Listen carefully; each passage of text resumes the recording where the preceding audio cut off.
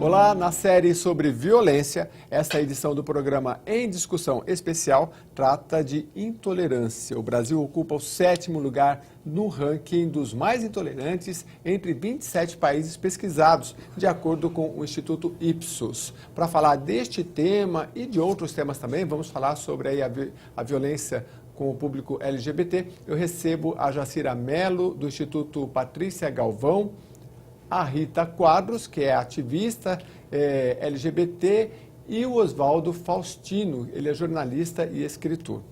Aliás, a Rita, obrigado a todos pela presença, a Rita é também integrante do coletivo Cine Sapatão. Isso. Né? Fala pra gente desse coletivo, quando ele foi criado e o que vocês estão fazendo lá. Olha, a gente começou a pensar, a conversar sobre ele, uma outra companheira que agora está no Cine também, que é a Fernanda, no final do ano passado. Porque quando você tem festivais como o Mix, né, você tem uma baixa produção, um número muito baixo de exibição de filmes lésbicos. Né? E a gente falou assim, olha, mas por quê? Né? A gente não se reconhece, a gente não se vê. E para a militância lésbica, a visibilidade é muito importante, né? Porque as pessoas não podem falar, não podem discutir sobre aquilo que elas não veem. Uhum. Né? Eu não posso, se eu tropeço em você e não sei que você existe, eu vou achar que eu pisei numa pedra, né? Então, é importante dar visibilidade. Então, assim, a gente começou em janeiro, agora de 2018, fazer exibições no 3º sábado de cada mês. A gente tem ocupado um espaço na Praça Roosevelt, que é o Teatro Helene Guariba. E agora, a nossa última exibição, nós fizemos num bar ali na Rua Ana Sintra, ali perto do Lago Santa Cecília. Eu acho que a sua luta é bem grande, né? Começa que, assim, o cinema caiu um pouco ao longo dos anos com internet, enfim, né? Uhum. E a gente até comentava que no mundo todo, os blockbusters ocupam, seja no Brasil, na Itália ou na Inglaterra, eles ocupam os grandes os cinemas. E quando você quer alguma coisa de qualidade, com um tema específico, né? Você tem que entrar numa ruazinha, procurar aquele cine ali especial para você assistir uma coisa, não que os outros não sejam de qualidade, mas assim, da qualidade do que você gosta e do que você quer, né? Mas tem conseguido público legal. Temos, inclusive porque assim, a nossa primeira exibição foi: não vamos exibir filmes com finais tristes. Uhum. Porque os filmes com temática lésbica, né? Assim, ou elas morrem, ou elas se separam, né? São sempre uma tragédia, né? Uma tragédia. Então a gente falou assim, não, nós exibimos 4 curtas, todos eles com final ok. E assim, a gente não tinha dito isso para ninguém. A gente tinha, assim, que a nossa média de público é 30, nós tivemos 2 exibições que ultrapassaram esse número, mas assim, a nossa média de público é 30 mulheres. E aí, assim, você fica, o comentário de todas elas foi, nossa, nenhum com final trágico. E é isso. Então, assim, aí depois a gente achou que era interessante contar um pouco a história. Também não está imitando a vida, né? Porque às vezes finais trágicos existem. Mas assim, imitar a vida, assim, sim, você pode ser feliz sendo lésbica, né? Porque parece que você ser lésbica te impede de ser feliz, né? Você ser LGBT te impede de ser feliz, né? Você não ser heterossexual te impede de ser feliz. Porque, assim, acho que as pessoas não têm o hábito de perguntar para uma pessoa heterossexual, você é feliz sendo heterossexual? Feliz, inteira, né? Dizendo, olha, eu tenho pai, eu tenho mãe, tenho sobrinhos, né? um bom emprego, no mercado, sonhos. Agora, Jeremias, só uma coisinha, eu como jornalista fiquei curioso de uma questão. A Rita diz que foram exibições para 30 pessoas e ela ressaltou 30 mulheres. Isso. Significa que é proibida a entrada de homens? Absolutamente. Nós tivemos 2 exibições mais específicas que tiveram uma presença, um interesse do público masculino pelo tema. Na nossa segunda exibição foi... puxa vida, esqueci o nome agora do... Não tem problema, mas o importante... Da Safo de Perdizes. Ela vai lembrar daqui a pouquinho. Cassandra Rios. Cassandra Rios, A Safo de Perdizes, que é um documentário, né? Que fala um pouco sobre um período, né? Na década de 70, tal, uma autora que escrevia filmes considerados pornográficos, com temática lésbica. Então, assim, tinha muita gente, inclusive pessoas que estudam cinema. Você tem cara de cineasta, mas não é não. Não sou, não. De que área você é? Eu sou das sociais. Ah, entendi. A nossa terceira exibição foi com uma cineasta chamada Rita Moreira, que também foi muito importante a produção de filmes dela, também na década de 70, né? Inclusive, na década de 70, ela ganhou um prêmio em Nova York, falando sobre maternidade lésbica. Então, assim, você imagina que é uma coisa que hoje a gente começa a falar um pouco mais. Na década de 70, ela fez um documentário sobre isso. Então, essas duas sessões foram as sessões que a gente teve mais público. Assim, que legal, assim, você já volta a falar dessa. Agora, eu queria falar um pouco com a Jacira, que a Jacira é do Instituto Patrícia Galvão. Ô Jacira, a gente começou aqui falando sobre violência, o nosso tema é violência, e vocês do Instituto Patrícia Galvão têm muitos levantamentos. Eu entrei lá no site, fala muito sobre aborto, enfim, né? Agora, a violência contra a mulher, ou contra esse público LGBT, ela acaba sendo o Brasil um dos campeões, né? Campeões. O Brasil é campeão de assassinato de jovens gays. Jovens gays, trans, etc. É um campeão mundial. Nós temos uma situação de assassinato de garotos gays, alguma coisa que a população se fala muito pouco, a imprensa fala muito pouco, mas é algo inaceitável e assustador. Contraditório, né, com um país que faz a maior parada do planeta. E tem algo que também aparece muito pouco na imprensa, nos boletins policiais, uma violência muito forte contra as mulheres lésbicas, contra as trans, contra os travestis. Quer dizer, nós vivemos numa sociedade absolutamente intolerante, mas violenta acima de tudo.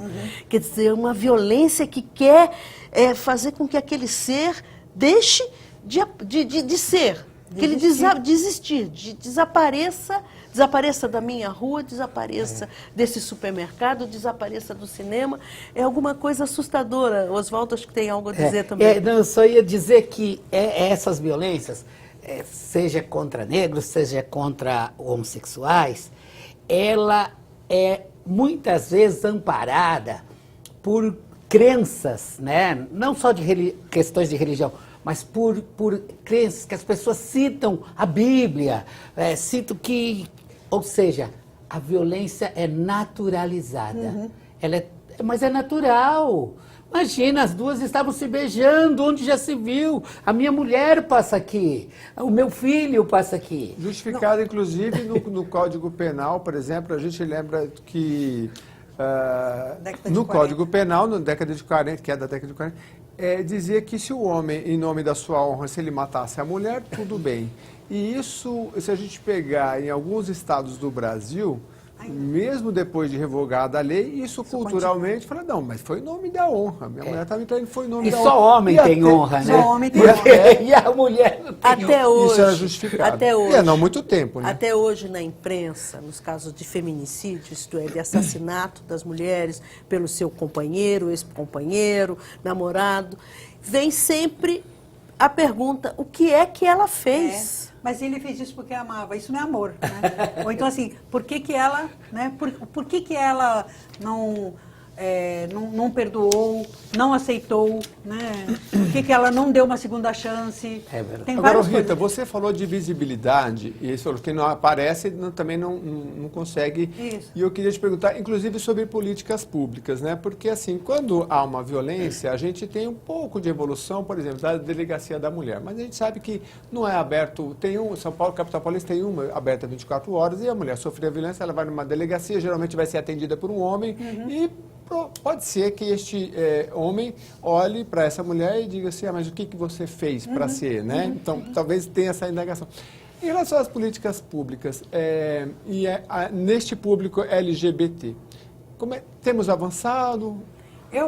Sim, eu acho que assim, a gente tem avanço se você pensar para a população LGBT como um todo, né? Acho que a questão de hormônios, acho que é uma das conquistas, né, do segmento, né, tanto para quem é trans masculino, para quem é trans feminina. É bom explicar essa questão do hormônio, porque teve aqui umas pessoas a primeira entidade, eu não vou lembrar o nome agora, daqui a pouco eu lembro, que na cidade de São Paulo, é mantida pela prefeitura, oferece uma casa para esse público LGBT. E uma das questões que eles colocaram é do hormônio, e isso acho que é uma ignorância de uma forma geral da população que não entende a importância para esse público, porque muita gente morria porque aplicavam hormônios industrializado, pegasse silicone de oficina, de entendeu? Oficina, de injetavam, mecânica, injetavam, né? Então, assim, você tinha, desde a questão das pessoas ficarem deformadas, né, do ponto de vista estético,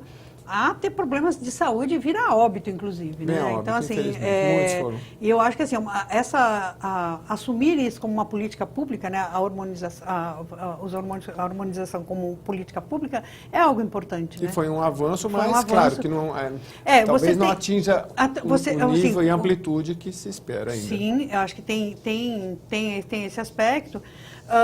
Agora, você tem uma questão, né, nesse percurso de militância no movimento LGBT, o que a gente ainda vê como um obstáculo a ser vencido é a questão da saúde das mulheres lésbicas, por exemplo, né? Mas aí a gente teria que vencer um outro obstáculo ainda, que é a quem se destina as políticas públicas de saúde quando você pensa para as mulheres. Se ela não for uma mulher jovem em idade reprodutiva, você não tem mais nada. Você tem muito mais, você tem bem menos acesso, você tem bem menos políticas públicas. Você quase não tem, né?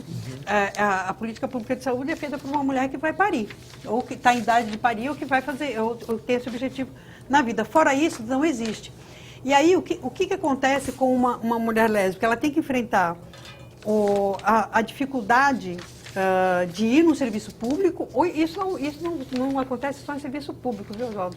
Você tem uma questão que é qual é a pessoa, o profissional ou a profissional que vai te atender, o que ela pensa a respeito disso, né? Então, se ela acha que isso é feio ou que isso é pecado, você já vai ter um problema, né? Até porque as pessoas, quando você vai no médico, a pessoa fala assim, seu nome, sua idade e tal, método contraceptivo. Assim, porque as pessoas já partem do princípio que você é heterossexual, né? Então, assim, você vai saber assim, olha, o que você faz para não ter filho? Ninguém pergunta, né? Então, assim, que é uma coisa absurda, né? Você não sabe o quanto isso pode ser constrangedor ou invasivo para uma mulher que não faz isso. E como, muitas vezes, elas ficam constrangidas de dizer, eu não faço sexo com homens ou qualquer coisa que vale.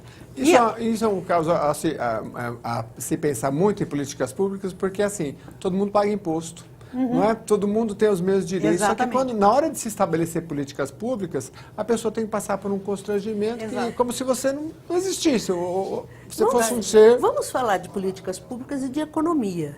Boa. O Estado de São Paulo, com a parada LGBT, recebe um número de turistas que não recebe em nenhuma outra época. É o primeiro ou segundo maior evento da cidade, no Estado. O maior evento do Estado. É uma das maiores paradas do mundo. Onde você... Eu moro na Avenida Paulista e vejo que vem jovens de tudo que é lugar. É uma festa, é um carnaval fora de época, né? E, ao mesmo tempo, nós somos o país que mais assassina, que tem maior número de assassinatos da população LGBT. E, infelizmente, em vida passam por muitos constrangimentos. Eu até vou mostrar um vídeo aqui da Tiele Queen, que ela gravou uma entrevista bem curtinha, um depoimento, para a gente poder comentar. Vamos assistir. Não fui respeitado já na faculdade, por exemplo, por conta do nome social. Já não pude ter o direito de colocar minha companheira no plano de saúde. Já não pude colocar no nome dado do movimento de moradia a minha companheira, por exemplo, porque por conta que o nome não tem união estável. Ela citou bem rapidamente aí a questão do nome social. Isso a gente teve um avanço, inclusive aqui na Assembleia Legislativa, avanços legislativos para que se obrigue. Inclusive eu não sabia, né, que no RG você tem na frente o nome da pessoa e atrás ela pode escrever ali o nome social, né? Social. E isso é importante, até muito importante para que todo mundo saiba que se você está numa loja, se é em qualquer lugar, você olha e vira, porque tudo bem, se você tem que, pela legislação, escrever o nome da pessoa, você poder chamar a pessoa pelo nome social dela. Isso é muito importante. Porque a gente, acho que uma das coisas muito sagradas para a gente é o nome, né? Errou uma letra e que dá um tom pejorativo, a gente já quer brigar. Agora imagina a pessoa ser chamada por outro gênero, assim, né? Eu estou sentada aqui, estou esperando para ser atendida e alguém chama Rita Cerqueira de Quadros, que é o meu nome. E assim, o meu constrangimento, porque o meu nome social é João Francisco da Silva, por exemplo. Você imagina o que é você chamar uma pessoa pelo nome, ainda mais quando é algo que dá a sua identidade, porque é o que você falou, o nome é a nossa identidade. Então assim, você me chama de Maria e eu sou João. Cara, assim, é muito violento. É muito invasivo. É muito invasivo Sem contar que e é muito desrespeitoso. São situações em que a gente, geralmente na recepção, é tipo elevador, né? Tá todo mundo parado, caramba. Aí depois você fala assim, ninguém tem no que prestar atenção. Aí acontece uma situação dessa, todo o foco vira para a pessoa, né? A vontade, imagino, que a pessoa tenha é de se sair correndo e não voltar no que é o país. Exatamente. É muito ruim. Por isso que as políticas públicas elas têm que ser direcionadas. Agora, é claro que sempre há um debate muito grande. Nós falávamos aqui, por exemplo, da questão de gênero, porque a gente passou aqui pelo tema da questão da educação. Até quero a opinião de vocês, porque nós tivemos em políticas públicas avanços e nós tivemos, por exemplo, o Plano Estadual de Educação. Queria até que vocês lembrassem um pouco desse tema, da polêmica, e como é que vocês veem essa questão de gênero na educação, se o posicionamento de vocês e daqui para frente, se... Olha, eu que atuo e trabalho com violência contra as mulheres desde a década de 80, tive a honra de fazer parte do primeiro grupo que atendeu mulheres em São Paulo, o SOS Mulher. Eu digo, nós precisamos levar a Lei Maria da Penha para as escolas. Nós precisamos levar essas discussões para as escolas, porque as crianças e a juventude precisam vir com uma outra mentalidade. Nós precisamos levar a discussão LGBT para as escolas. Essa questão de dizer que gênero... hoje tem algumas pessoas que me dizem lá na Câmara dos Deputados, dizem, olha, a palavra gênero não pode ser nem gênero alimentício, porque metade do plenário vai contra. Que é isso? É um atraso que um grupo pequeno de pessoas está trazendo para o Brasil. O que é gênero?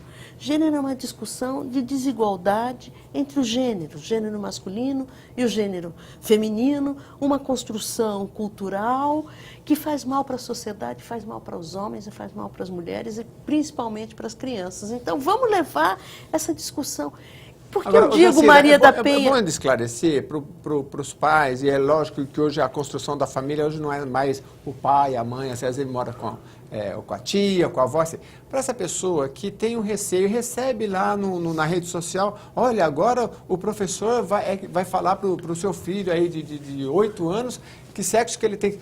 Chega isso nas redes sociais, às vezes é essa a informação que a pessoa tem. Então você tem a oportunidade de esclarecer como é que isso se daria na prática. Olha, se daria na prática a discussão de desigualdade de gênero é sobre a forma, as construções culturais de menino e menina, que faz com que esses dois sexos sejam vistos de forma diferente. Um empoderado, um com todo o poder. O menino pode tudo, a menina não pode isso, o menino pode aquilo. Não, vamos falar para meninos e meninas, número 1, muito respeito. Número 2, muita educação. Número 3, vamos ter uma relação harmoniosa, uma relação onde a gente respeite as diferenças. E diferença não quer dizer que o outro é menor. Tem uma questão nesse processo do plano de educação, que foi discutido no âmbito dos municípios e aqui na Assembleia. Primeiro, assim, que é um apelo para quem ocupa a função no legislativo. Não se pode desvirtuar uma pauta tão importante como a educação. Porque o que foi feito... O que aconteceu nos legislativos, nos âmbitos dos municípios, nos estados e a nível federal, foi um desserviço, porque os planos de educação eles iam para além, inclusive, eles incluíam outras questões além da questão de meninos e meninas. A gente vive um processo migratório no mundo complexo e difícil. Qualquer pessoa que mora num bairro, sei lá, por exemplo, o bairro que eu nasci na Zona Norte, nas imediações ali da Zona Norte, você tem uma presença muito importante de bolivianos. Você sabe lá o que é uma criança boliviana estudar numa escola pública? Você tem noção do que é isso? Ou um indígena que às vezes sai da escola. Você sabe o que é, consegue. por exemplo, uma população indígena que não consegue se relacionar? Sabe que assim, porque vai ser... A gente está falando disso. Ele vai embora da escola. A gente está falando disso. O Oswaldo quer falar, mas eu não vou deixar. A gente não deixou ele falar até agora, mas eu vou chamar um vídeo rapidinho. Só para dizer também, Oswaldo, a gente, infelizmente, o programa já está acabando, mas só para dizer também que para falar desse tema precisa ter coragem, porque não é fácil. A gente vai assistir o vídeo da Lucy Rocha, que é uma blogueira, e ela vai falar do que ela enfrentou.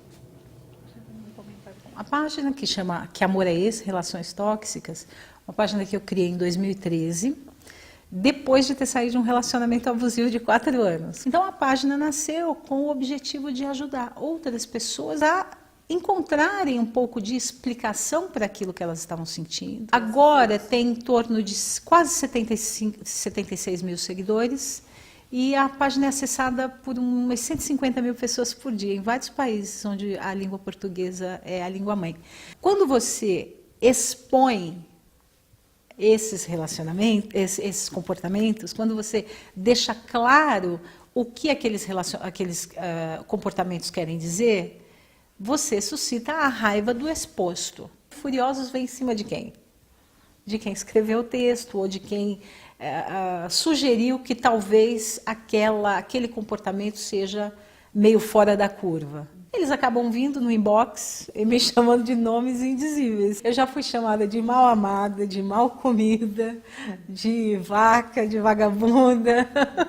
Também já fui ameaçada, né?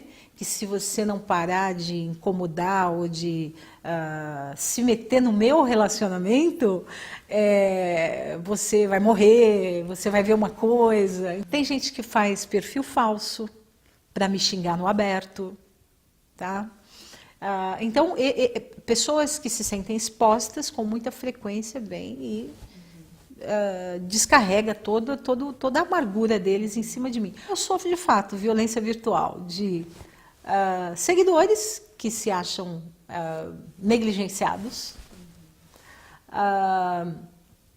de pessoas que se acham expostas pelos meus textos, ou seja, você que está orientando, seu texto está orientando essa pessoa que até hoje era o alvo de todo o meu abuso, sem perceber. Então, se você está orientando essa pessoa e afastando essa pessoa de mim, você é uma pessoa má. Eu preciso me livrar de você.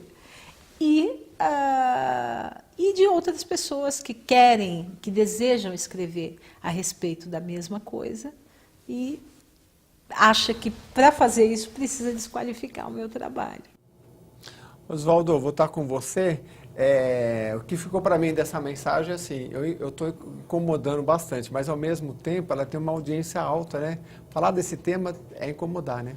Sem sombra de dúvida. O incômodo é o motivador, é o gatilho para as agressões, às vezes chegarem ao nível da ameaça.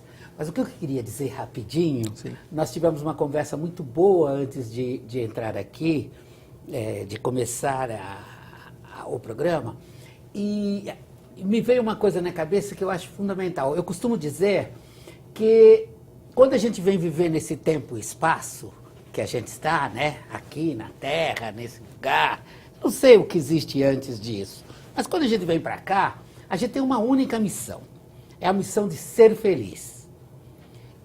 E, para mim, existem 2 pecados, não tentar ou desistir de tentar, ou querer ser feliz às custas da infelicidade do outro. O resto, tudo é válido. E nessa coisa de ser feliz,